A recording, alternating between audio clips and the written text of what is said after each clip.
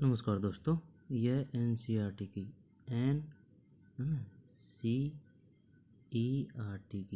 NCERT की कक्षा 8 की पाठ्य पुस्तक है हिस्ट्री की, है ना। और इसमें अपना पाठ चल रहा है, कौन सा? ये चल रहा है महिलाएं, जाति एवं सुधार। और इसमें अपन ने ये पढ़ दिया है, ठीक है ना। और ये वीडियो सभी एग्जामों के लिए इम्पोर्टेंट है, और जो महत्वपूर्ण फैक्ट है परीक्षा की दृष्टि से उनको अपन अच्छी तरह से देख लेंगे। जैसे कि राजा राम मोहन राय संबंधित थे, यानी कि राजा राम मोहन राय ने स्थापना की थी ब्रह्मो समाज की, है ना, 1772 से 1833। फिर विधवाओं की ज़िंदगी में बदलाव लाने की कोशिश, 1829 में सती प्रथा पर पाबंदी लगा दी गई। कुंडों पर झूलने का त्यौहार, पहले हमें उन्हें लकड़ियों में बांध देते हैं,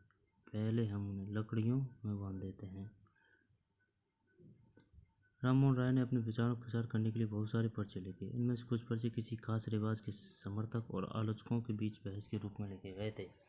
सती प्रथा के बारे में इसी तरह का एक उदाहरण देखिए। सती समर्थक, औरतें कुदरती तौर पर कम समझदार, बिना दृढ़ संकल्प वाली, भरोसे के योग्य नहीं होती। उनमें बहुत सारी खुद ही अपने पति की मृत्यु के बाद उसके साथ आने की कामना करने लगती है। उनमें से बहुत सारी खुद ही अपने पति की मृत्यु के बाद उसके साथ जाने की कामना करती है, परंतु वे कहीं धधकती आग से भाग न निकले। इसके लिए पहले हमें उन्हें चिता की लकड़ियों में कसकर बांध देते हैं। सती विरोधी, आप लोगों ने महिलाओं को अपनी स्वाभाविक क्षमता का प्रदर्शन करने का सही मौका ही कब दिया? फिर भला तुम ये कैसे कह सकते हो कि उनमें समझ नहीं होती? अगर ज्ञान और शिक्षा के बाद भी कोई व्यक्ति नहीं समझ सकता हो या पढ़ाई गई चीज़ों को ग्रहण न कर पाए तो हम उसे अच्छा मान सकते हैं, परंतु अगर तुम औरतों को पढ़ने का मौका ही नहीं दोगे तो तुम उन्हें कमतर कैसे कह सकते हो? ये संवाद 175 साल से भी ज़्यादा पहले के हैं। आपने भी अपने आसपास महिलाओं के महत्व और क्षमताओं के बारे में तरह तरह के तर्क सुने होंगे। उन्हें लिखें, देखें कि तब और अब की दलीलों में क्या फ़र्क आया है।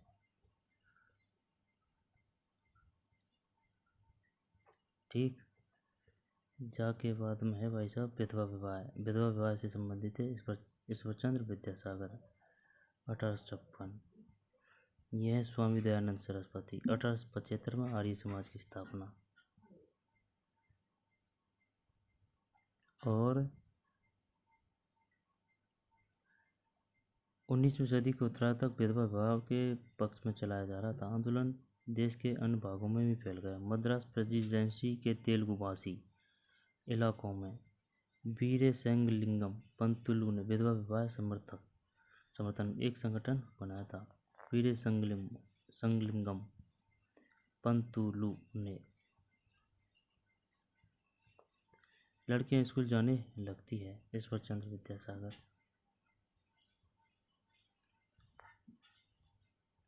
हिंदू विश्वविद्यालय की छात्राएं, 1875। महिलाओं के बारे में महिलाएं लिखने लगी।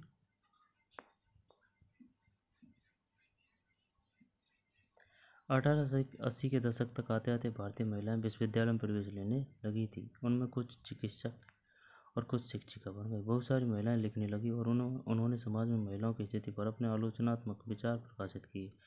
पूना में घर पर ही रहकर शिक्षा प्राप्त करने वाली ताराबाई शिंदे स्त्री पुरुष तुलना नाम से एक किताब प्रकाशित की, जिसमें पुरुष और महिलाओं के बीच मौजूद सामाजिक फर्कों की आलोचना की गई थी। जब औरत का पति मर जाता है, अपनी पुस्तक स्त्री पुरुष तुलना में ताराबाई शिंदे ने लिखा था,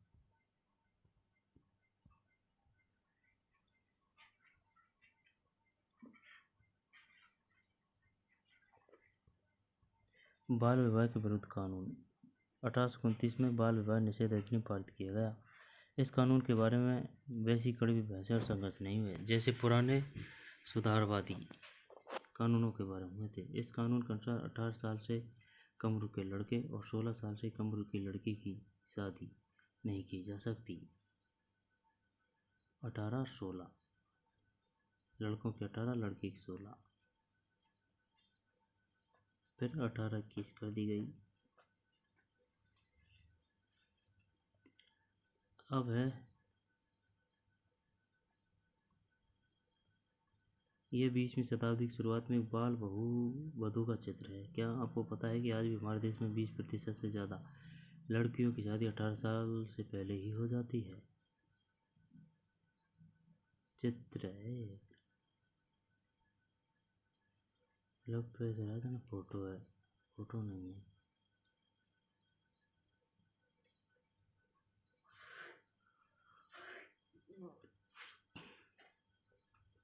जाति और समाज सुधार, यहाँ से पढ़ेंगे भाई। जाति और समाज सुधार। हमने अभी जिन समाज सुधारकों का जिक्र किया उनमें से कई जातीय गैर बराबरी के भी विरोधी थे। राजा राममोहन राय ने जाति व्यवस्था की आलोचना करने वाले एक पुराने बौद्ध ग्रंथ का अनुवाद किया। जाति और समाज सुधार। हमने अभी जिन समाज सुधारकों का जिक्र किया उनमें से कई जातीय गैर बराबरी के भी विरोधी थे। राममोहन राय ने जाति व्यवस्था की आलोचना करने वाले एक पुराने बौद्ध ग्रंथ का अनुवाद किया। प्रार्थना समाज भक्ति परंपरा का समर्थक था, जिसमें सभी जातियों की आध्यात्मिक समानता पर जोर दिया गया। जाति उन्मूलन के लिए काम करने के लिए मुंबई में 1840 में परमहंस मंडली का गठन किया गया। इन सुधारकों और सुधार संगठनों के सदस्यों में से बहुत सारे ऊंची जाति के लोग थे। ये गुप्त बैठकों में सुधारक भोजन और स्पर्श जैसे मामलों में जातीय कायदे कानून का उल्लंघन करते थे, जिससे अपने जीवन में भी जातीय पूर्वाग्रहों और बंधनों से निजात पा सके। 1840 में परमहंस मंडली का गठन किया गया था। इन सुधारकों और सुधार संगठनों के सदस्यों में से बहुत सारे ऊंची जातियों के लोग थे। गुप्त बैठकों में ये सुधारक भोजन और स्पर्श जैसे मामलों में जातीय कायदे कानून का उल्लंघन करते थे, जिससे अपने जीवन में भी जातीय पूर्वाग्रहों और बंधनों से निजात पा सके। कुछ पल्ले नहीं पड़ रही है बात।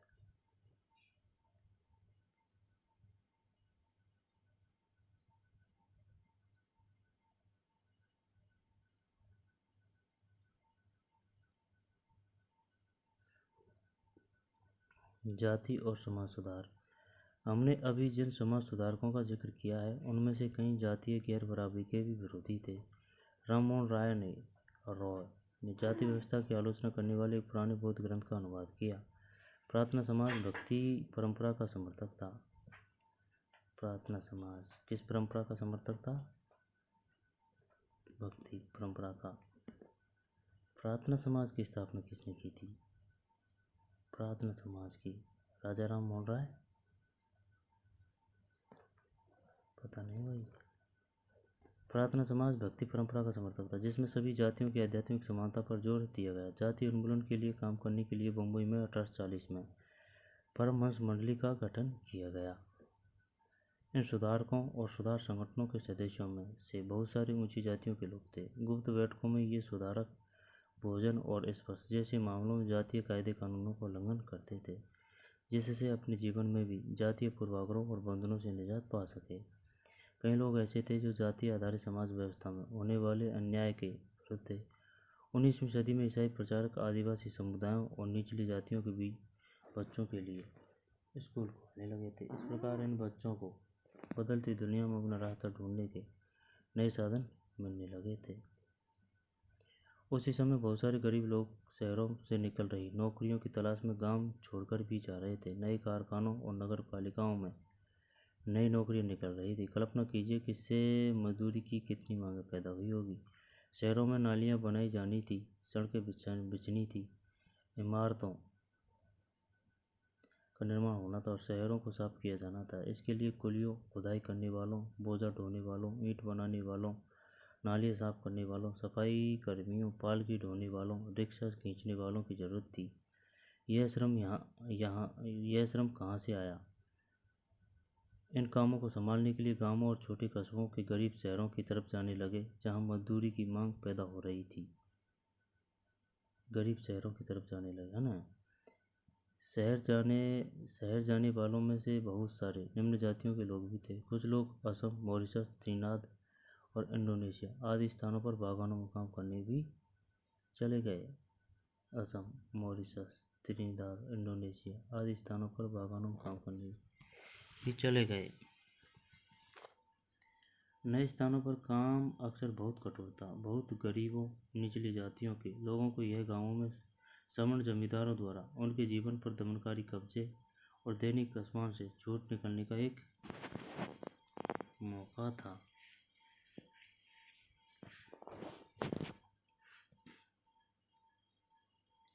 शहर जाने वाले बहुत सारे निम्न जातियों के लोग भी थे। कुछ लोग असम, मॉरिशस, त्रिनिदाद और इंडोनेशिया आदि स्थानों पर बागानों में काम करने भी चले गए। नए स्थानों पर काम अक्सर बहुत कठोर था, परंतु गरीबों, निचली जातियों के लोगों को यह गांवों में स्वर्ण जमींदारों द्वारा उनके जीवन पर दमनकारी कब्जे और दैनिक अपमान से छूट निकलने का एक मौका था। एक खुली जहाज 19वीं शताब्दी। जॉन एलन नामक इस खुली जहाज के द्वारा भारतीय मजदूरों को मॉरिशस ले जाया जाता था, जहां उन्हें तरह तरह के कठोर काम करने पड़ते थे। इनमें से ज़्यादातर मजदूर निचली जातियों के होते थे। निचली जातियों के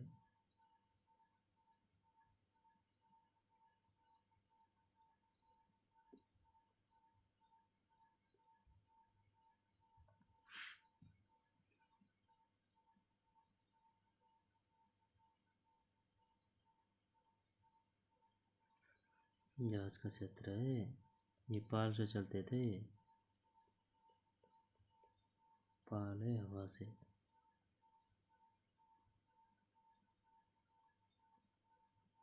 जॉन एलन नामक इस खुली जहाज के द्वारा भारतीय मजदूरों को मॉरिशस ले जाया जाता था। मॉरिशस,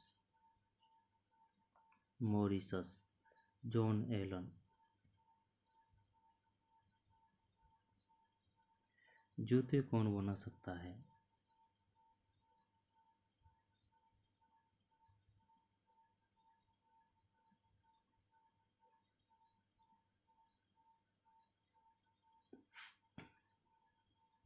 ये झोपड़ी है।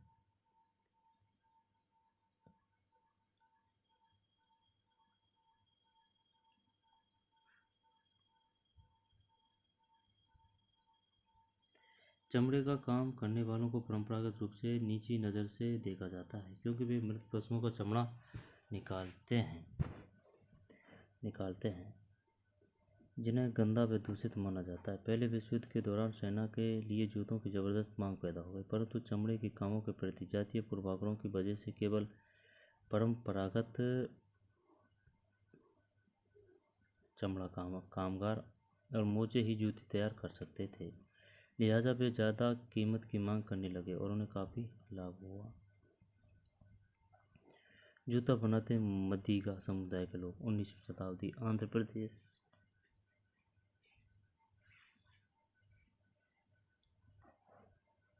जूता बनाते मदिगा समुदाय के लोग। मदिगा समुदाय के हैं। आंध्र प्रदेश, एपी। मौजूदा आंध्र प्रदेश में मदिगा एक महत्वपूर्ण अछूत जाति रही है। वे पशुओं के शवों को साफ करने, चमड़ा तैयार करने, चप्पल जूतियाँ सीने में माहिर थे। बताइए आंध्र प्रदेश में कौन सी अछूत जाति थी? मैदिगा।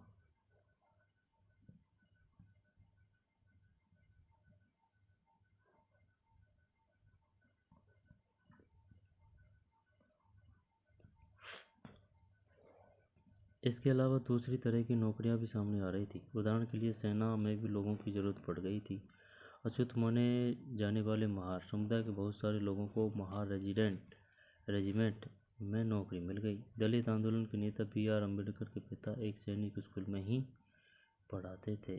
B.R. अम्बेडकर के पिता एक सैनिक स्कूल में ही पढ़ाते थे। कक्षा में जगह नहीं। बम्बई प्रेसिडेंसी में 1829 में भी अछूतों को सरकारी स्कूलों में घुसने नहीं दिया जाता था। जब उन्होंने इस अधिकार के लिए सख्ती से आवाज़ उठाई तो उन्हें कक्षा के बाहर बरामदे में बैठकर सबक सुनने की इजाज़त दे दी गई। वही बात है बम्बई प्रेसिडेंसी की। 1829 में भी अछूतों को सरकारी स्कूल में घुसने नहीं दिया जाता था। जब उन्होंने इस अधिकार के लिए सख्ती से आवाज़ उठाई तो उन्हें कक्षा के बाहर बरामदे में बैठकर सबक सुनने की इजाज़त दे दी गई, ताकि वे कमरे को दूषित न कर सके जहाँ ऊंची जातियों के लड़कों को पढ़ाया जाता था। इतना भेदभाव किया जाता था भाई। अब तो समाज बदल रहा है, अब है लेकिन अब इतनी नहीं है छुआछूत। आमेन है।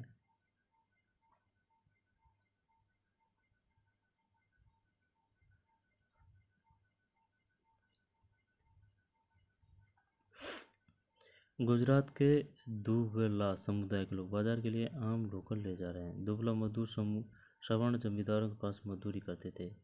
वे उनके खेत संभालते थे और जमींदार के घर आंगन में तमाम छोटे बड़े काम करते थे। दुबला समुदाय के लोग,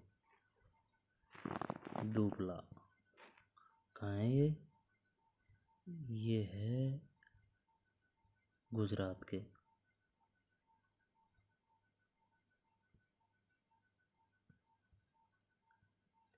गुजरात के हैं।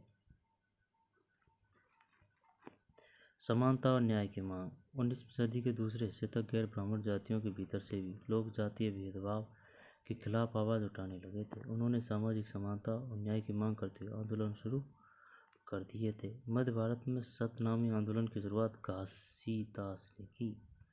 घासीदास ने की।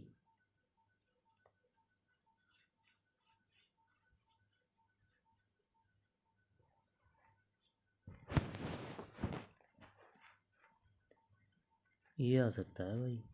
ये बताइए, सतनामी आंदोलन की शुरुआत की थी घासीदास ने, या फिर घासीदास संबंधित है? सतनामी आंदोलन।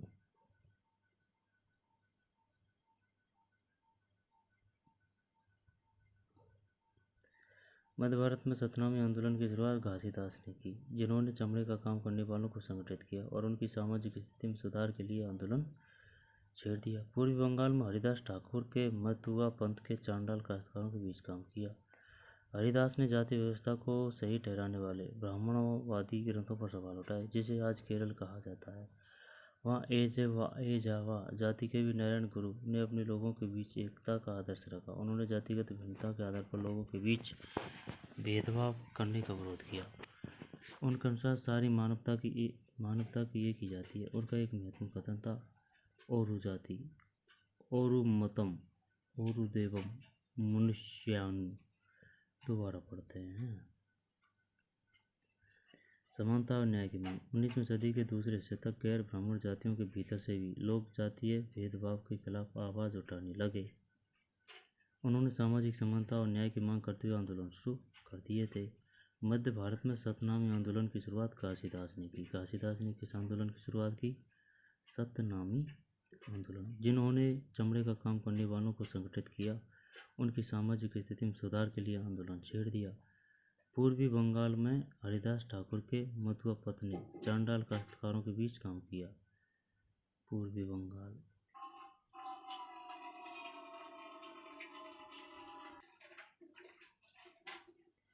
पूर्वी बंगाल में हरिदास ठाकुर के मतुआ पंथ के चांडालों ने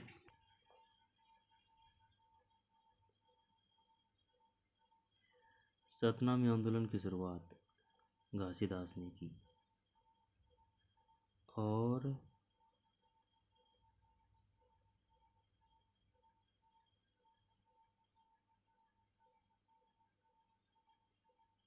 उनकी सामाजिक स्थिति में सुधार के लिए आंदोलन छेड़ दिया। पूर्वी बंगाल में हरिदास ठाकुर के मतुआ पंथ ने चांडाल काश्तकारों के बीच काम किया। मध्य भारत में सतनामी आंदोलन। मध्य भारत है ना, तो मध्य भारत में सतनामी आंदोलन की शुरुआत घासीदास ने की, जिन्होंने चमड़े का काम करने वालों को संगठित किया, उनकी सामाजिक स्थिति में सुधार के लिए आंदोलन छेड़ दिया। पूर्वी बंगाल में हरिदास ठाकुर के मतुआ पंथ के चांडाल काश्तकारों के बीच काम किया। पूर्वी बंगाल में हरिदास ठाकुर के मतुआ पंथ ने चांडाल काश्तकारों के बीच काम किया। मैतुआ हरिदास ठाकुर के मैतुआ पंथ ने चांडाल काश्तकारों के बीच काम किया। हरिदास ने जाति व्यवस्था को सही ठहराने वाले ब्राह्मणवादी ग्रंथों पर सवाल उठाया, जिसे आज केरल कहा जाता है। वहाँ एजावा जाति के श्री नारायण गुरु ने अपने लोगों के बीच एकता का आदर्श रखा। एजावा जाति के श्री नारायण गुरु ने उन्होंने जातिगत भिन्नता के आधार पर लोगों के बीच भेदभाव करने का विरोध किया। उनके अनुसार सारी मानवता की एक ही जाति है। उनका एक महत्वपूर्ण कथन था, ओरु जाति ओरु मतम ओरु देवम मनुष्यानु, मानवता की एक जाति, एक धर्म, एक ईश्वर। इन सभी पंथों की स्थापना ऐसे लोगों ने की जो गैर ब्राह्मण जातियों से थे और उनके बीच ही काम करते थे। उन्होंने उन आदतों और तौर तरीकों को बदलने का प्रयास किया जो प्रभुत्वशाली जातियों का अपमान करने के लिए उकसाती थी। उन्होंने अधीनस्थ जातियों में स्वाभिमान का भाव पैदा करने का प्रयास किया। श्री नारायण गुरु, एक मिनट, ये रिया था श्री नारायण गुरु। श्री नारायण गुरु कहाँ से संबंधित है? एजवा जाति के थे। अब वो पूछेगा कि जी श्री नारायण गुरु किस जाति से संबंधित थे, या फिर एजावा जाति से संबंधित है, केरल।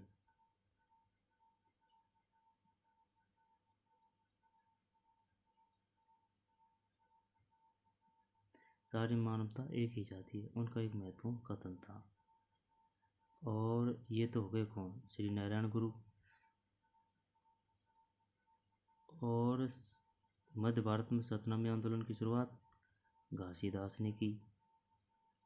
घासीदास ने मध्य भारत में सतनामी आंदोलन की शुरुआत घासीदास ने, है ना। मध्य भारत में सतनामी आंदोलन की शुरुआत घासीदास ने। और पूर्वी बंगाल में हरिदास ठाकुर के मथुआ पंथ ने चांडाल काश्तकारों के बीच काम किया। मध्य भारत में सतनामी आंदोलन की शुरुआत, है ना, मध्य भारत में सतनामी आंदोलन की शुरुआत घासीदास ने की, जिन्होंने चमड़े का काम करने वालों को संगठित किया और उनकी सामाजिक स्थिति में सुधार के लिए आंदोलन छोड़ दिया। चलिए, पूर्वी बंगाल में हरिदास ठाकुर के मथुआ पंथ के चांडाल काश्तकारों के बीच काम किया।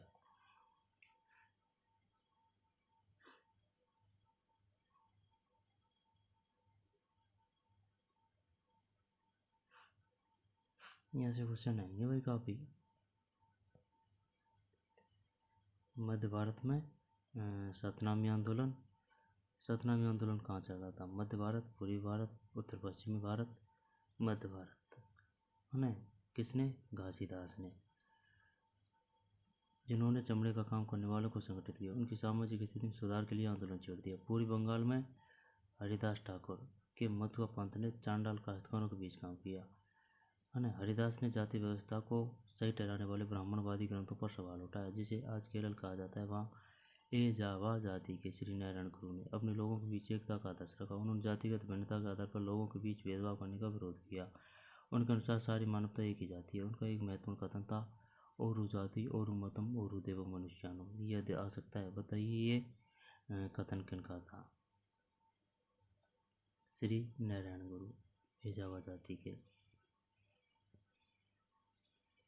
इन सभी पंथों की स्थापना ऐसे लोगों ने की जो गैर ब्राह्मण जातियों से थे और उनके बीच ही काम करते थे। उन्होंने उन आदतों और तौर तरीकों को बदलने का प्रयास किया जो प्रभुत्वशाली जातियों का अपमान करने के लिए उकसाती थी। उन्होंने अधीनस्थ जातियों में स्वाभिमान का भाव पैदा करने का प्रयास किया। श्री नारायण गुरु।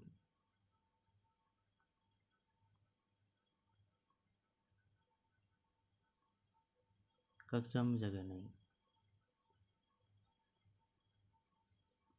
कल्पना कीजिए कि आप स्कूल के बरामदे में बैठकर कक्षा में पढ़ाए जा रहे सबक सुन रहे हैं। तब आपके दिमाग में किस तरह के सवाल पैदा होंगे? कुछ लोगों को लगता था कि अछूतों को शिक्षा से पूरी तरह वंचित रखने के मुकाबले यह स्थिति फिर भी बेहतर थी। क्या आप इस राय से सहमत हैं? अब है गुलामगिरी। कितना हो रहा पाठ?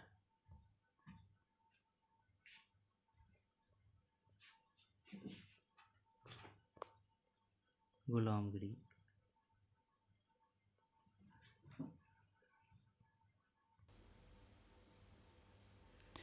गुलामगिरी निम्न जाति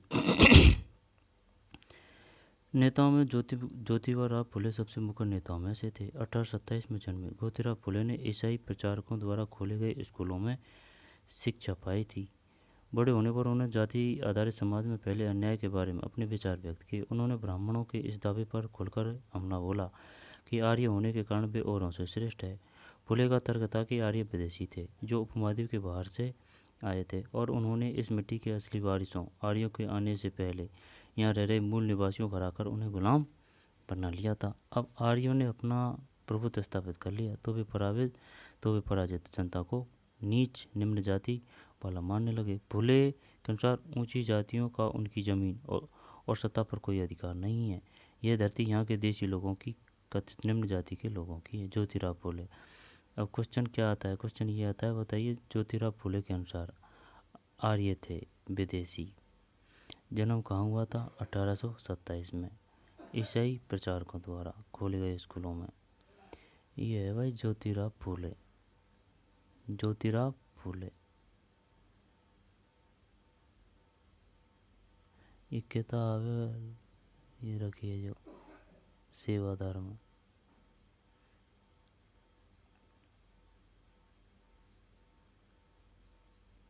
बनाया हुआ चित्र है, फोटो हो तो फोटो हो भाई। फूले ने दावा किया कि आर्यों के शासन से पहले यहाँ स्वर्ण युग था। तब योद्धा किसान जमीन जोते थे और मराठा देहात पर न्यायसंगत और निष्पक्ष तरीके से शासन करते थे। उन्होंने सुझाव दिया कि शूद्रों, श्रमिक जातियां और अतिशूद्रों, अछूत को जातीय भेदभाव खत्म करने के लिए संगठित होना चाहिए। फूले द्वारा स्थापित किए गए सत्यशोधक समाज नामक संगठन ने भारतीय समानता के समर्थक में मुहिम चलाई। सत्यशोधक समाज की स्थापना किसने की थी? ज्योतिराव फूले। सत्यशोधक समाज ज्योतिराव फूले। मैं यहाँ और तुम वहाँ। फूले उच्च जाति नेताओं के उपनिवेशवाद विरोधी राष्ट्रवाद के भी आलोचक थे। उन्होंने लिखा था, अब ये निम्न जातियाँ, ऊंची जातियाँ ये कब पैदा हुई थी? ये पैदा हुई थी जैसे कि वैदिक युग था, ठीक है ना। अब वैदिक युग सबसे अच्छा युग था। इसके बाद में उत्तर वैदिक युग। अब उत्तर वैदिक युग है ना, जब उत्तर वैदिक युग के बाद में जाति व्यवस्था, समाज व्यवस्था ये अलग अलग हो गई और फिक्स होने लग गई, ठीक है ना। और अलग अलग ने अपना अपना स्थापित यानी अपनी अपनी जगह बना ली। जैसे कि ब्राह्मण धर्म है, और जैसे कि ये बनाई खुद ने नहीं बनाई, ये जो कर्म कांड थे ना ये ब्राह्मणों के, उनके माध्यम से जाति व्यवस्था बन पड़ी थी। पहले वैदिक धर्म में या फिर वैदिक युग में कोई जातिवादी व्यवस्था नहीं थी। काम के आधार पर बंटवारा किया जाता। जैसे कि क्षेत्रीय का अलग काम है, ठीक है ना। और जो वो काम के आधार पे जो बंटवारा किया गया था तो उसके आधार पे वो फिर जाति व्यवस्था का रूप लेने लग गया। अब जो जिस काम में जन्म लेता था वह बस उसकी वही जाति हो गई थी। तो ये जाति व्यवस्था उत्तर वैदिक के काल के बाद में आई थी, ठीक है ना। और इसको और टफ बना दिया किसने? ब्राह्मण धर्मों ने। लेकिन पहले क्या था कि ऐसे नहीं है कि भाई जो ब्राह्मण धर्म में पैदा हुआ है तो वो ब्राह्मण ही काम करेगा, वह कुछ भी काम कर सकता था वैदिक युग में। लेकिन उत्तर वैदिक युग में ब्राह्मण में धर्म में पैदा होने वाला ब्राह्मण धर्म का ही काम करेगा। कठोर बन गई थी, नो चेंज, नो बदलाव। सत्यशोधक समाज की स्थापना ज्योतिराव फूले। मैं यहाँ और तुम वहाँ। फूले उच्च जाति नेताओं के उपनिवेशवाद विरोधी राष्ट्रवाद के भी आलोचक थे। उन्होंने लिखा था, ब्राह्मणों ने अपनी धर्म की वह तलवार छिपा ली है जिसने लोगों की संपन्नता का गला काट दिया है, और अब वे देश के महान देशभक्त बने घूम रहे हैं। वे हमारे शूद्र, मुस्लिम और पारसी नौजवानों को ये सलाह देते हैं कि अगर हम ऊंच नीच के बारे में अपना सारा लड़ाई झगड़ा बंद करके एकजुट नहीं होंगे तो हमारा देश कभी उन्नति नहीं कर पाएगा। यह एक तो उन्हीं के फायदे में है, क्योंकि इसके बाद दोबारा यह स्थिति पैदा हो जाएगी। मैं यहाँ और तुम वहाँ। ज्योतिराव फूले। काश्तकार के चाबुक। सत्याचासुड़। गतिविधि। स्रोत 3 को ध्यान से पढ़े। मैं यहाँ और तुम वहाँ से ज्योतिराव फूले का क्या आशय था? 1873 में फूले ने गुलामी नामक एक किताब लिखी। कब? 73 में, 1873 में। इससे लगभग 10 साल पहले अमेरिकी गृह युद्ध हो चुका, जिसके फलस्वरूप अमेरिका में दास प्रथा खत्म कर दी गई। फूले ने अपनी पुस्तक उन सभी गुलामगिरी 1873 में फूले ने गुलामी नामक एक किताब लिखी। गुलामगिरी है इसकी तो लिखी थी 1873 में। और ये कब की है? ज्योतिराव फूले का जन्म हुआ था 1823 में। लेकिन सत्यशोधक समाज है ना, हाँ, सत्यशोधक समाज कहाँ है?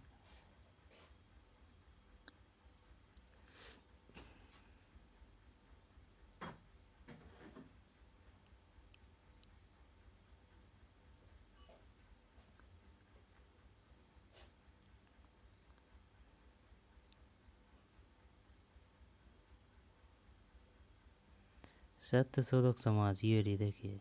सत्यशोधक समाज नामक संगठन ने जातीय समानता को समर्थन में मुहिम चलाई।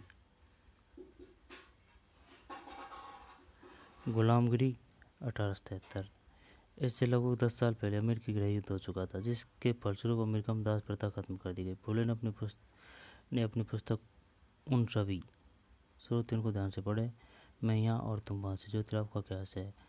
फुले ने अपनी पुस्तक उन सभी अमेरिकियों को समर्पित की जिन्होंने गुलामों को मुक्ति दिलाने के लिए संघर्ष किया था। इस तरह उन्हें भारत की निम्न जातियों और अमेरिका के काले गुलामों की दुर्दशा के एक दूसरे से जोड़ दिया।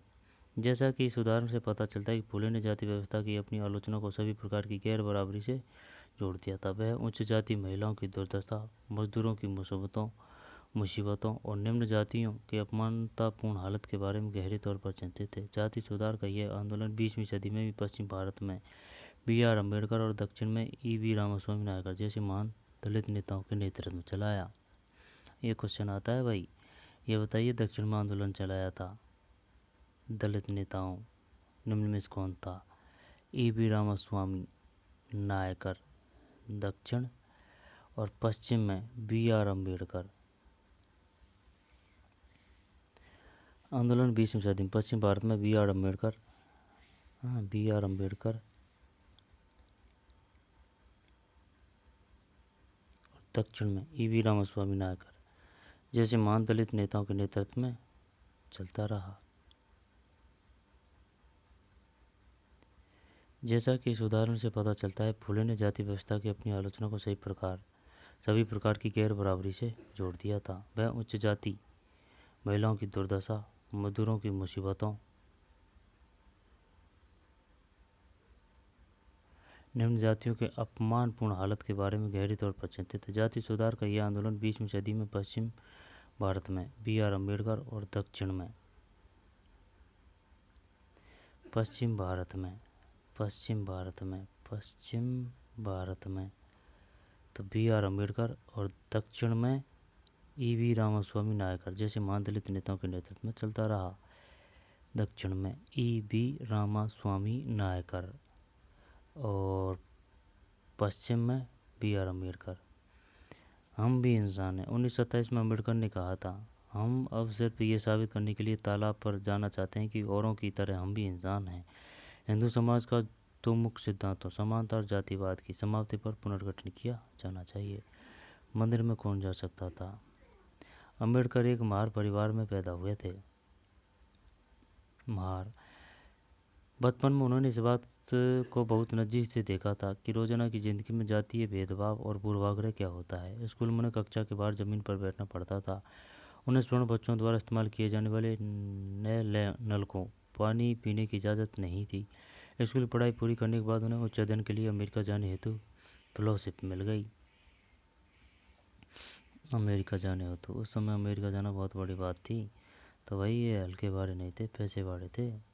भीमराव अम्बेडकर मिल गई। 1919 में भारत लौटने पर उन्होंने समकालीन समाज में उच्च जाति सत्ता संरचना पर काफ़ी लिखा।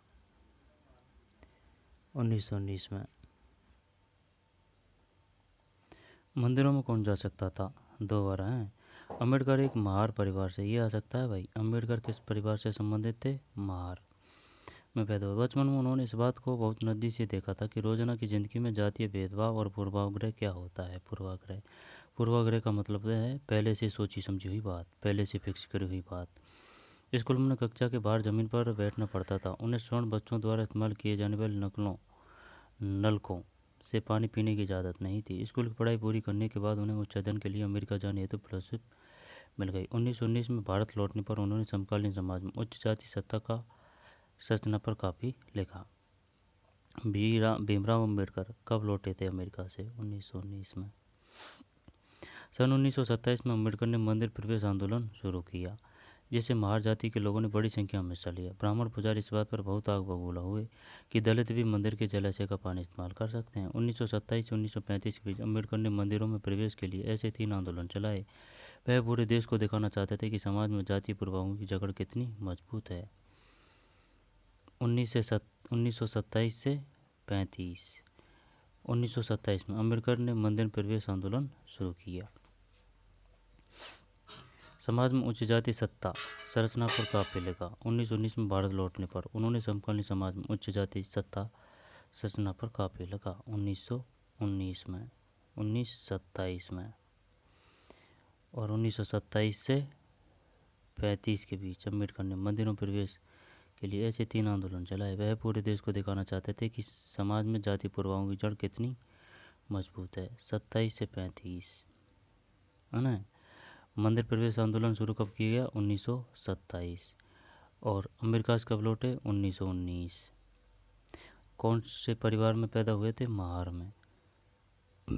मदुरई मंदिर का प्रवेश द्वार टॉमस डैनियल द्वारा बनाया गया चित्र 1752 में बनाया हुआ ही चित्र है, हाथों से। ठीक है ना, बढ़िया बनाया है भाई।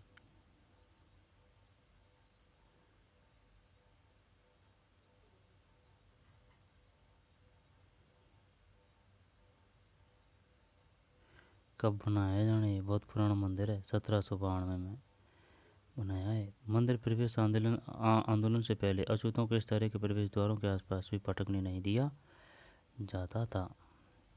मदुरई का है, मदुरई।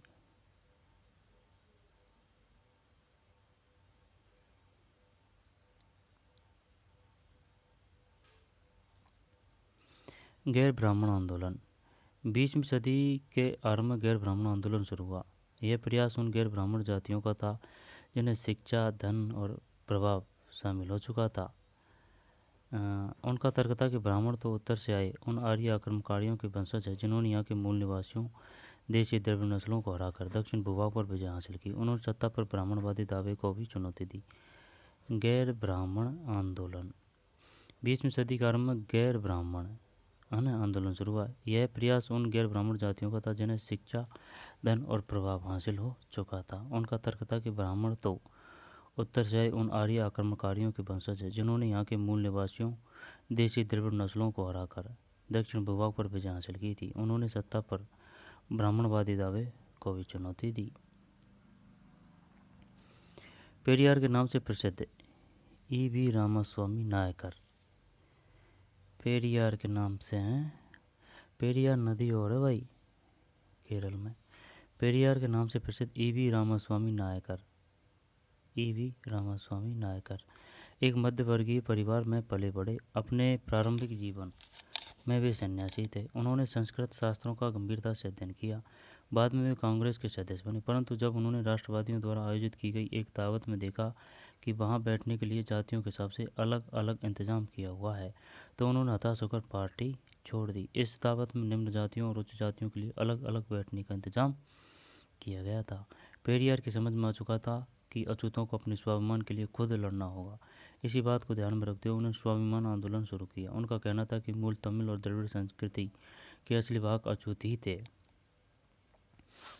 मूल तमिल और द्रविड़ संस्कृति असली भाग अछूत ही थे, जिन्हें ब्राह्मणों ने अपने अधीन कर लिया था। उनका मानना था कि सभी धार्मिक नेता और मुख्य सामाजिक विभाजनों और असमानताओं को ईश्वर प्रदत्त मानते हैं, इसलिए सामाजिक समानता के लिए सभी धर्मों से अछूतों को खुद मुक्ति पानी होगी।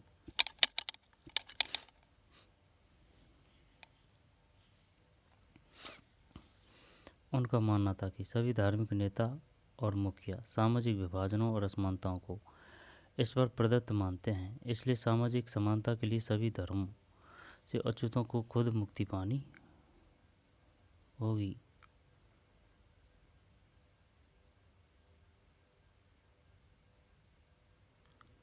उनका मानना था कि सभी धार्मिक नेता और मुख्य सामाजिक विभाजनों और असमानता को ईश्वर प्रदत्त मानते हैं, इसलिए सामाजिक समानता के लिए सभी धर्मों से अछूतों को खुद मुक्ति पानी होगी। पेरियार हिंदू पुराणों के कट्टर आलोचक थे। खासतौर से मनु द्वारा रचित संहिता, भगवद गीता, रामायण के वे कटु आलोचक थे। उनका कहना था कि ब्राह्मणों ने निचली जातियों पर अपनी सत्ता तथा महिलाओं पर पुरुषों का प्रभुत्व स्थापित करने के लिए इन पुस्तकों का सहारा लिया है। ये दलीलें लोगों को सहज रास नहीं आई। निम्न जाति नेताओं ने भाषणों, विचारपूर्वक लेखन और आंदोलनों से उच्च जाति राष्ट्रवादी नेताओं के बीच कुछ आत्ममंथन और आत्मालोचना की प्रक्रिया शुरू की। परंतु रूढ़िवादी हिंदू समाज ने भी उत्तर में सनातन धर्म सभाओं तथा भारत धर्म महामंडल और बंगाल में ब्राह्मण सभा जैसे संगठनों के जरिए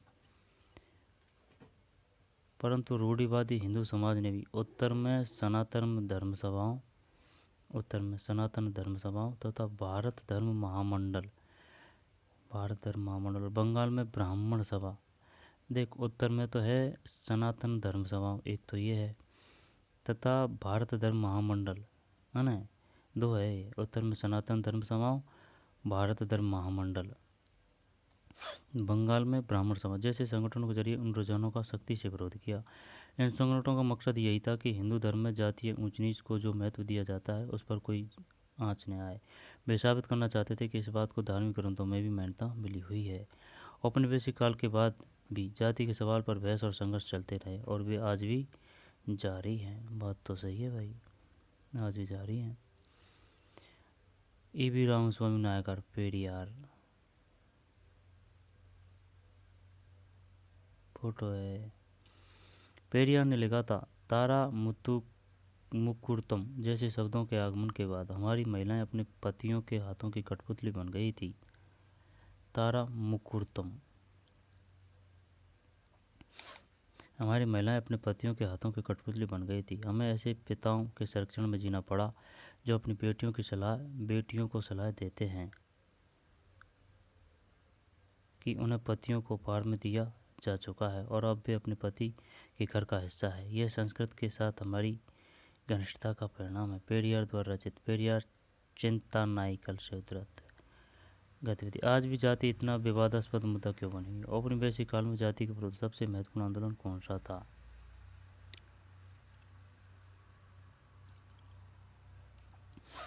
सुधारों के लिए संगठित होना। ये है भाई केशव चंद्र सेन। कोई सी भी किताब में इनका फोटो नहीं देखा है भाई, यहाँ देखने को मिला है केशव चंद्र सेन।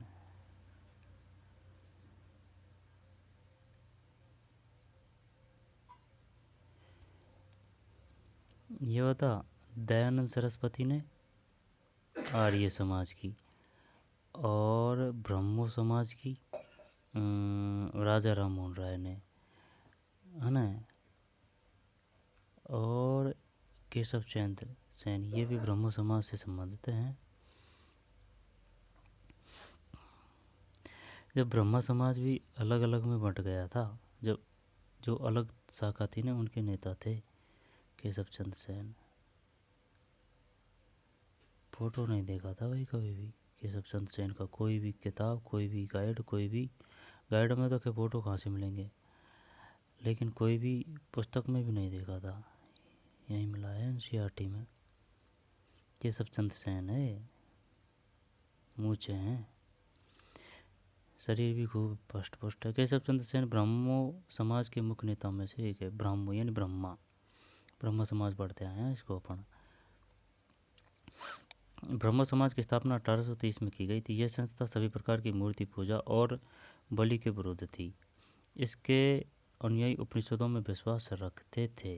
उपनिषद बहुत शानदार चीज़ थी। इसके सदस्यों को अन्य धार्मिक प्रथाओं या परंपराओं की आलोचना करने का अधिकार नहीं था। ब्रह्म समाज में विभिन्न धर्मों के आदर्शों, खासतौर से हिंदुत्व और ईसाई धर्म के विचारों की आलोचनात्मक व्याख्या करते हुए उनके नकारात्मक और सकारात्मक पहलुओं पर प्रकाश डाला गया। ब्रह्म समाज की स्थापना 1830 में की गई थी। डेरोजियो एवं यंग बंगाल। 1820 के दशक में Henry Louis Vivian Derozio Hindu College Calcutta में अध्यापक थे। उन्होंने अपने विद्यार्थियों को आमूल परिवर्तनकारी विचारों से अवगत कराया और उन्हें तमाम तरह की सत्ता पर सवाल खड़े करने के लिए प्रोत्साहित किया। उनके द्वारा शुरू की गई यंग बंगाल मूवमेंट ने उनके विद्यार्थियों ने परंपराओं और रीति रिवाजों पर उंगली उठाई, महिलाओं के लिए शिक्षा की मांग की और सोच व अभिव्यक्ति की स्वतंत्रता के लिए अभियान चलाया। यंग बंगाल, बात है 1820 की। नाम है हेनरी लुई बेबियन डेरो जियो। हिंदू कॉलेज कलकत्ता में अध्यापक थे। 1820। यंग बंगाल मूवमेंट में उनके विद्यार्थियों ने परंपराओं और रीति रिवाजों पर उंगली उठाई। हेनरी डेरी जियो अध्यापक थे। रामकृष्ण मिशन और विवेकानंद। रामकृष्ण का नाम स्वामी विवेकानंद के गुरु रामकृष्ण परमहंस के नाम पर रखा गया था। यह मिशन समाज सेवा और निस्वार्थ श्रम के जरिए मुक्ति के लक्ष्य पर जोर देता था। स्वामी विवेकानंद 1863 से 1902। स्वामी विवेकानंद जब 1863 है ना, जब 7 साल तो ये 70 और 30 और 2 7 और 2 9 3 यार बहुत जल्दी स्वर्गवास हो गया 39 साल की उम्र में।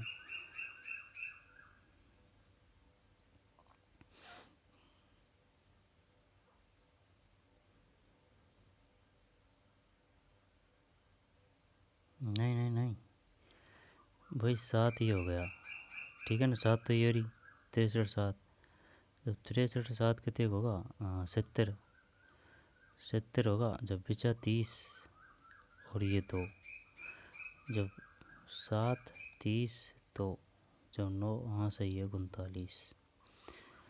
इनका मूल नाम नरेंद्र नाथ दत्ता, ये आ चुका है। स्वामी विवेकानंद का मूल नाम था। उन्होंने श्री रामकृष्ण की सरल शिक्षाओं को अपनी प्रतिभाशाली संतुलित आधुनिक विचारधारा से जोड़कर एक संपूर्ण विश्व में प्रसारित किया। 1893 में शिकागो में विश्व धर्म संसद में उन्हें सुनने के बाद न्यूयॉर्क हेराल्ड ने विवरण दिया कि ऐसे विद्वान राष्ट्र धर्म प्रचारकों को भेजना कितना मूर्खतापूर्ण है।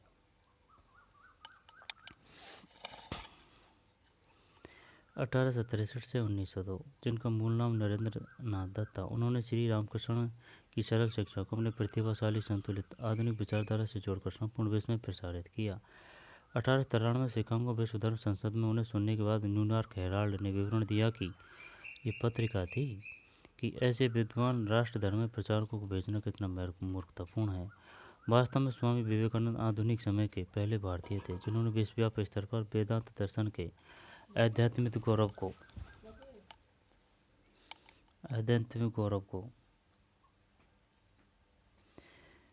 ठीक दोबारा देख लें। स्वामी विवेकानंद का जन्म कब हुआ था? 1863 में हुआ था भाई।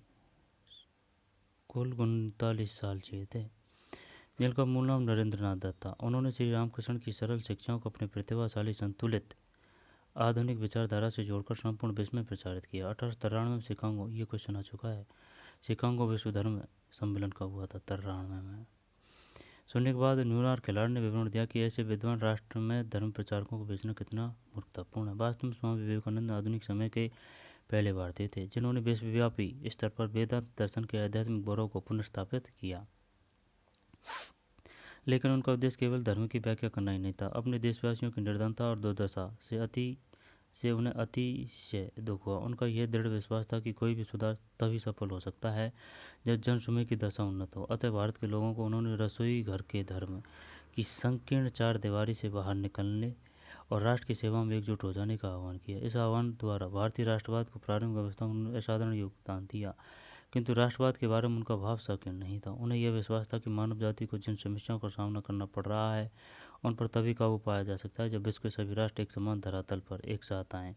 अतः एक सामान्य आध्यात्मिक विरासत के आधार पर उन्होंने युवाओं को एक होने का उपदेश दिया। इस उद्बोधन में मैं वास्तव में नई विचारधारा के प्रतीक और भविष्य के लिए एक महान शक्ति का स्रोत बन गए। स्वामी विवेकानंद। प्रार्थना समाज। 1867 में मुंबई स्थापित प्रार्थना समाज ने जातीय बंधनों को खत्म करने और बाल विवाह के उन्मूलन के लिए प्रयास किया। जातीय बंधनों को खत्म करने और बाल विवाह के उन्मूलन के लिए प्रार्थना समाज 1867 में मुंबई में। यहाँ से क्वेश्चन आएगा पक्का। प्रयास किया। प्रार्थना समाज ने महिलाओं की शिक्षा को प्रोत्साहित किया, विधवा विवाह पर लगी पाबंदी के खिलाफ आवाज़ उठाई। उसकी धार्मिक बैठकों में हिंदू, बौद्ध और ईसाई ग्रंथों पर विचार विमर्श किया जाता था। प्रार्थना समाज 1867। बेद समाज मद्रास चेन्नई में 1864 में बेद समाज की स्थापना हुई। बेद समाज ब्रह्मो समाज से प्रेरित था। बेद समाज ने जातीय भेदभाव को समाप्त करने, विधवा विवाह तथा महिला शिक्षा को प्रोत्साहित करने के लिए काम किया। इसके सदस्य एक ईश्वर के अस्तित्व में विश्वास रखते थे। उन्होंने रूढ़िवादी हिंदुत्व के अंधविश्वासों और अनुष्ठानों की सख्त निंदा की। अलीगढ़ आंदोलन सैयद अहमद खान द्वारा 1875 में अलीगढ़ में खोले गए मोहम्मद एग्लो ओरिएंटल कॉलेज, ये आ चुका है भाई कि मोहम्मदन एग्लो ओरिएंटल कॉलेज की स्थापना की थी सर सैयद अहमद खान द्वारा 1875 में अलीगढ़ में, को ही बाद में अलीगढ़ मुस्लिम विश्वविद्यालय के नाम से जाना गया। यहाँ मुसलमानों को पश्चिमी विज्ञान के साथ साथ विभिन्न विषयों की आधुनिक शिक्षा दी जाती थी। अलीगढ़ आंदोलन का शैक्षणिक सुधारों के क्षेत्र में गहरा प्रभाव रहा भाई। सैयद अहमद खां, सर सैयद अहमद खां 1875 में। मोहम्मदन एग्लो ओरिएंटल कॉलेज की स्थापना अलीगढ़ में। बेद समाज मद्रास चेन्नई में 1864 में बेद समाज की स्थापना हुई। किसने की थी? बेद समाज ब्रह्मा समाज से प्रेरित था। ठीक है। विधवा विवाह तथा महिला शिक्षा को प्रोत्साहित करने के लिए काम किया। इसके सदस्य एक ईश्वर के अस्तित्व में विश्वास रखते थे। अब वो पूछ लेगा, बताइए निम्न में से कौन सा समाज एक ईश्वर में विश्वास रखता था? प्रार्थना समाज, बेद समाज, अलीगढ़ आंदोलन। अब बता क्या बताएगा? बेद समाज। उन्होंने रूढ़िवाद हिंदुत्व के अंधविश्वासों और अनुष्ठानों की सख्त निंदा की। बेद समाज है ना 1864। फिर यहाँ पर ऐसे आ सकता है कि निम्नलिखित को काल क्रमानुसार व्यवस्थित कीजिए। प्रार्थना समाज, बेद समाज, आर्य समाज। जब पहले कौन सा है? बेद समाज 1864, प्रार्थना समाज 1867, अलीगढ़ आंदोलन 1875 है ना 1893 शिकागो में। फिर रामकृष्ण मिशन है ना डेरोजियो एवं यंग बंगाल 1820 सबसे पहले। ब्रह्म समाज, जब डेरोजियो यंग बंगाल के बाद में ब्रह्म समाज। केशव चंद्र सेन खासतौर से हिंदुत्व और ईसाई धर्म के विचारों की आलोचनात्मक व्याख्या करते हुए उनके नकारात्मक और सकारात्मक पहलुओं पर प्रकाश डाला। हेनरी डेरोजियो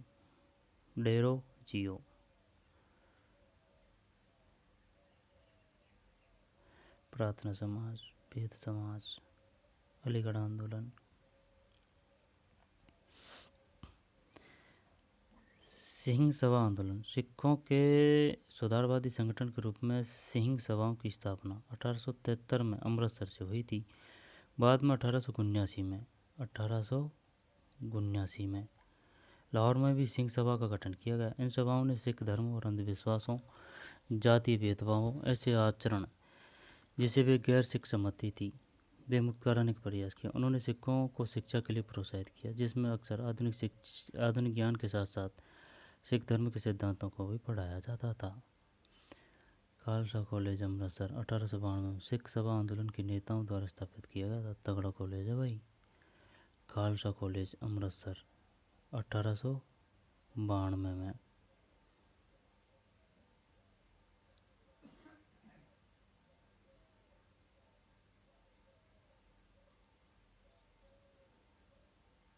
तगड़ा कॉलेज है ये, एक दो ने नहीं बनाया भाई, पूरे समाज ने मिलकर बनाया है। खालसा कॉलेज सिखों का है। सिख सभा आंदोलन के नेताओं द्वारा स्थापित किया गया। 1892 में 1873 में अमृतसर से शुरू हुई थी। बाद में 1879 में लाहौर में भी सिंह सभा का गठन किया गया। इन सभाओं ने सिख धर्म को अंधविश्वासों, जातीय भेदभाव और ऐसे आचरणों जिसे वे गैर सिख सम्मति थी, वे मुक्त कराने का प्रयास किया। उन्होंने सिखों को शिक्षा के लिए प्रोत्साहित किया, जिसमें अक्सर आधुनिक ज्ञान के साथ साथ सिख धर्म के सिद्धांतों को भी पढ़ाया जाता था। सिंह सभा आंदोलन 73 से शुरू, 79 में लाहौर में सिंह सभा का गठन किया गया। अब क्वेश्चन है भाई, आइए कल्पना करते हैं, कल्पना कर लेते हैं पहले। मान लीजिए कि आप रुकैया हुसैन द्वारा स्थापित किए गए एक स्कूल में पढ़ाते हैं। आपकी कक्षा में 20 लड़कियां हैं। अपनी कल्पना के आधार पर इस स्कूल में किसी एक दिन हुई चर्चाओं का एक विवरण लिखिए। निम्नलिखित लोगों ने किन सामाजिक विचारों का समर्थन और प्रसार किया? राम मोहन राय, दयानंद सरस्वती, वीरेशलिंगम पंतुलु, ज्योतिराव फूले, पंडित रमाबाई, पेरियार, मुमताज़ अली, मुमताज़ अली, मुमताज़ अली, मुमताज़ अली, इस पर चंद्र विद्यासागर। बी से विद्यासागर, बी से विधवा, विधवा विवाह।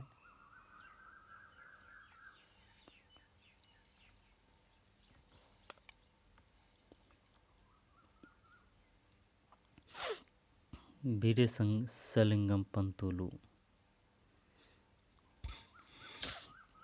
निम्नलिखित में सही या गलत है बताइए। जब अंग्रेजों ने बंगाल पर कब्जा किया तो उन्होंने विवाह, गोद लेने, संपत्ति अधिकार आदि के बारे में नए कानून बना दिए। विवाह, गोद लेने, संपत्ति उत्तराधिकार आदि के बारे में नए कानून बना दिए। जब यार विवाह के बारे में नहीं बनाया, भाई समझ में, गोद लेने के बारे में, संपत्ति के उत्तराधिकार इनके बारे में तो बना दिया, लेकिन विवाह के बारे में नहीं बनाया था भाई। इसका मतलब ये गलत है। समाज सुधारकों को सामाजिक तौर तरीकों में सुधार के लिए प्राचीन ग्रंथों से दूर रहना पड़ता था। नहीं, दूर रहना नहीं पड़ता था भाई। सुधारकों को देश के सभी लोगों का पूरा समर्थन मिलता था, नहीं पूरों को नहीं मिलता था। बाल विवाह निषेध अधिनियम 1829 में पारित किया गया। बाल विवाह निषेध अधिनियम।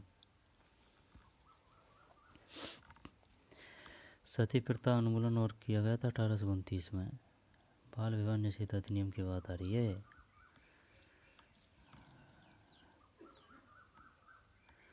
क्या सभी गलत हैं? सभी गलत तो नहीं है भाई,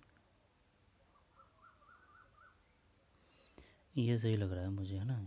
ये तो गलत है, ये भी गलत है, इसको देख लेंगे। आइए विचार करें। प्राचीन ग्रंथों के ज्ञान में सुधारकों को नए कानून बनवाने में किस तरह मदद मिली? लड़कियों को स्कूल न भेजने के पीछे लोगों के पास कौन कौन से कारण होते थे? ईसाई प्रचारकों की बहुत सारे लोग क्यों आलोचना करते थे? क्या कुछ लोगों ने उनका समर्थन भी किया होगा? यदि हाँ तो किस कारण? अंग्रेज़ों के काल में ऐसे लोगों के लिए कौन से नए अवसर पैदा हुए जो निम्न जाति जाने वाली जातियों से संबंधित थे, मानी जाने वाली जातियों से संबंधित थे? ज्योतिराव और अन्य सुधारकों ने समाज में जातीय असमानताओं की आलोचनाओं को किस तरह सही ठहराया?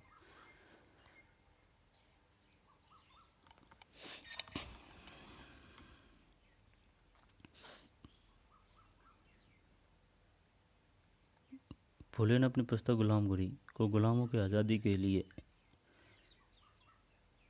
चल रहे अमेरिकी आंदोलन को समर्पित क्यों किया? मंदिर प्रवेश आंदोलन के जरिए अम्बेडकर क्या हासिल करना चाहते थे? ज्योतिराव फुले और रामास्वामी नायकर राष्ट्रीय आंदोलन की आलोचना क्यों करते थे? क्या उनकी आलोचना में राष्ट्रीय संघर्ष में किसी तरह की मदद मिली? ये था भाई पाठ। इस क्वेश्चन को देखते हैं यार। एक तो बाल विवाह निषेध अधिनियम हो रही है जब अंग्रेजों ने,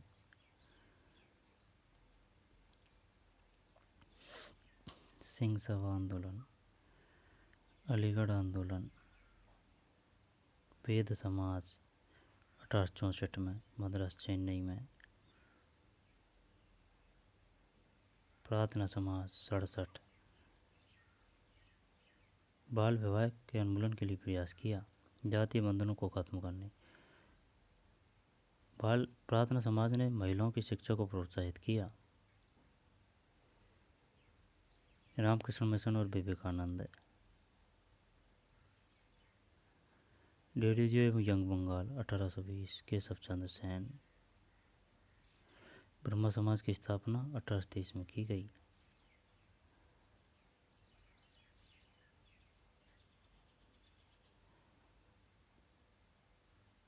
E.V. रामास्वामी नायकर, पेरियार, गैर ब्राह्मण आंदोलन। पेरियार के नाम से प्रसिद्ध E.V. रामास्वामी नायकर एक मध्यवर्गीय परिवार में पले बढ़े थे। वे प्रारंभ जीवन में भी सन्यासी थे और उन्होंने संस्कृत शास्त्रों का गंभीरता से अध्ययन किया था। 1927-1935 के बीच अम्बेडकर ने मंदिरों में प्रवेश के लिए ऐसे 3 आंदोलन चलाए। वह पूरे देश को दिखाना चाहते थे कि समाज में जातीय प्रभावों की जकड़ कितनी मजबूत है।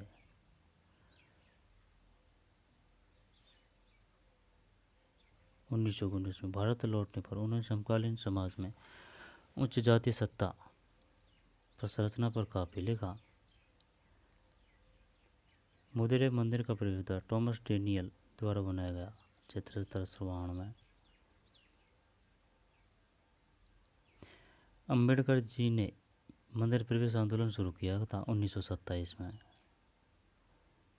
3 आंदोलन चलाए थे 27 से 35 के बीच में।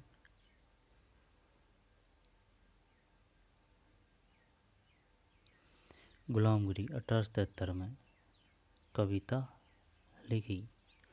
इसके अलावा 10 साल पहले अमेरिकी गृह युद्ध हो चुका था, जिसके फलस्वरूप अमेरिका में दास प्रथा खत्म कर दी गई थी। पुले ने अपनी पुस्तक उन सभी अमेरिकियों को समर्पित की जिन्होंने गुलामी को मुक्ति दिलाने के लिए संघर्ष किया था। मैं यहाँ तुम वहाँ, ज्योतिराव फुले 1827 में जन्मे। गुलामी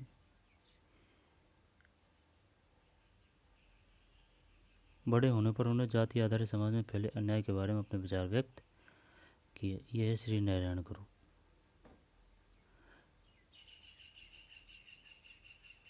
सतनामी आंदोलन की शुरुआत घासीदास ने की और एज व जाति के श्री नारायण गुरु ने अपने लोगों के बीच एकता का आदर्श रखा। ए जावा ए जावा ए जावा। श्री नारायण गुरु ओरु जाति ओरु मतम ओरु देवम मनुष्यानुम। केरल से थे शायद ये। देख, मध्य भारत में सतनामी आंदोलन की शुरुआत घासीदास ने की और पूर्वी बंगाल में हरिदास ठाकुर ने, मतुआ पंत ने चांडाल कास्तकारों के बीच काम किया और हरिदास ने जाति व्यवस्था को सही ठहराने वाले ब्राह्मणवादी ग्रंथों पर सवाल उठाए, जिसे आज केरल कहा जाता है। वहाँ एजावा जाति के श्री नारायण गुरु ने। गुजरात के दुबला समुदाय के लोग बाजार के लिए आम ढोकर ले जा रहे हैं। दुबला 1829 में जॉन लेनन नामक एक कुली जहाज के द्वारा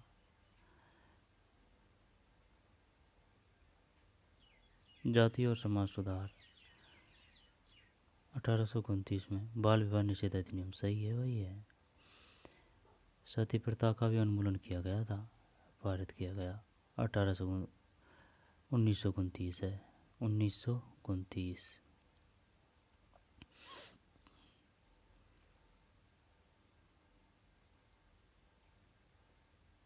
ताराबाई शिंदे की पुस्तक है स्त्री पुरुष तुलना।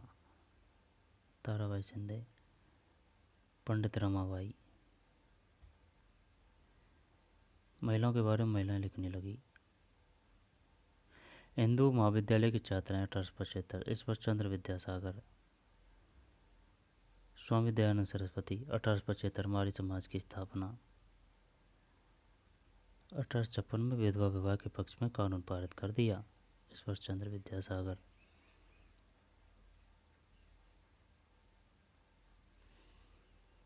देखिए 1829 में सती प्रथा पर पाबंदी लगा दी गई, फलस्वरूप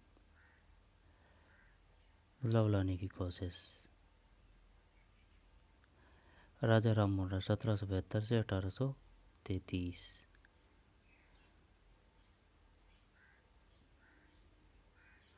तो चलिए, ये क्वेश्चन है ना, ये सही है भाई।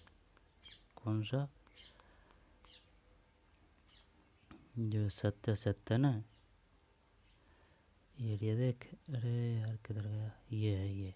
हाँ, ये सत्य है। सती प्रथा उन्मूलन भी अधिनियम पारित किया गया था, इस वजह से कन्फ्यूज। 1829 दे रखा है, आई बात समझ में? पागल बना रहा है अच्छी तरह से। और इसमें है, किधर गया?